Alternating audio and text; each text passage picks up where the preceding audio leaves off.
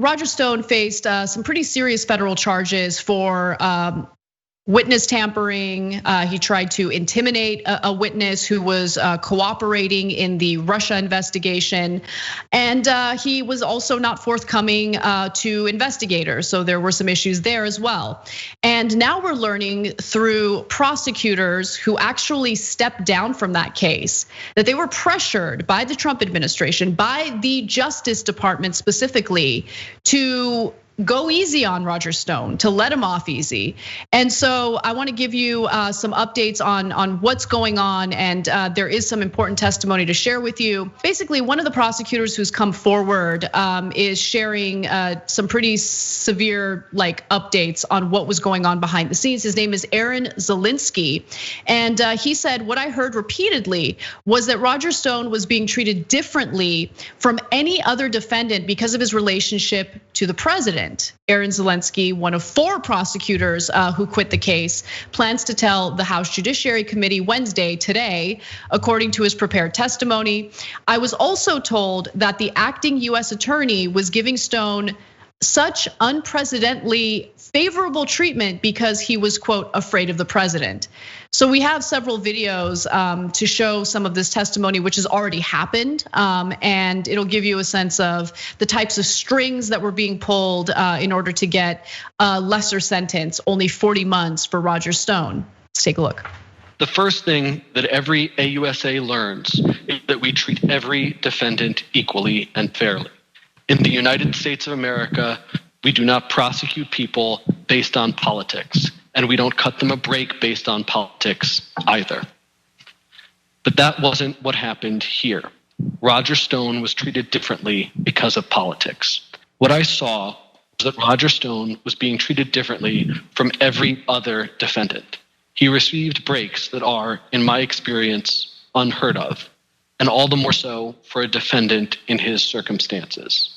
And what I heard repeatedly was that this leniency was happening because of Stone's relationship to the president, that the acting US attorney for the District of Columbia was receiving heavy pressure from the highest levels of the Department of Justice, and that his instructions to us were based on political considerations.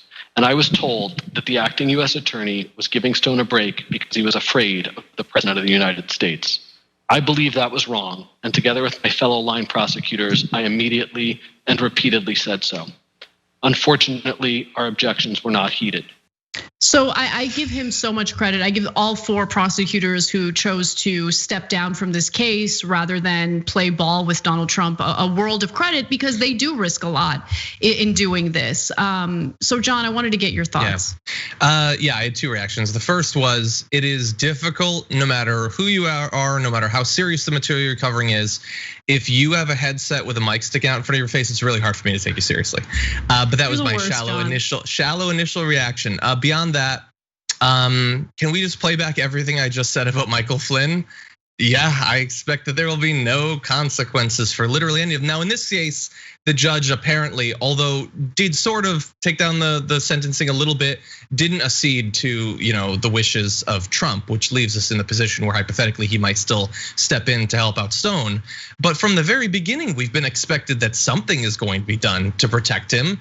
He's a ghoul, but he's a relatively loyal ghoul for Trump, and so no, he's not going to face anything like the actual consequences he should for his crimes and lying and witness tampering and witness manipulation and making a mockery of the judicial system and all of that, everything that's happened over the past few years that we know about, let alone the things that we don't. I understand it's baseless speculation, but I have a feeling that maybe 1 or 2 things were missed when it comes to Roger Stone along this path over the last 4 years.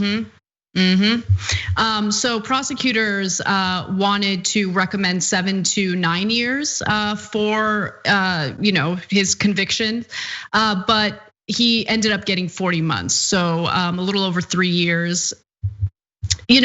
That's fine, I guess. And by the way, Trump has already signaled that he plans on pardoning Roger Stone, so he might not really serve much time at all. Yeah. But this is, look, I share these stories not because I want to upset you guys. I just want everyone to be aware of how there is no such thing as law and order and so-called justice when it comes to Donald Trump. It's all about favors. It's all about looking out for himself.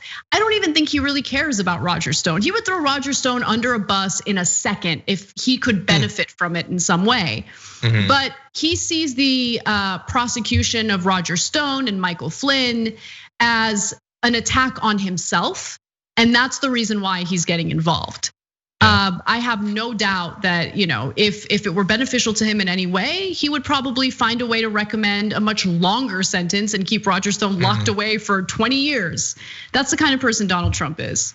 Yeah, one more real quick thing.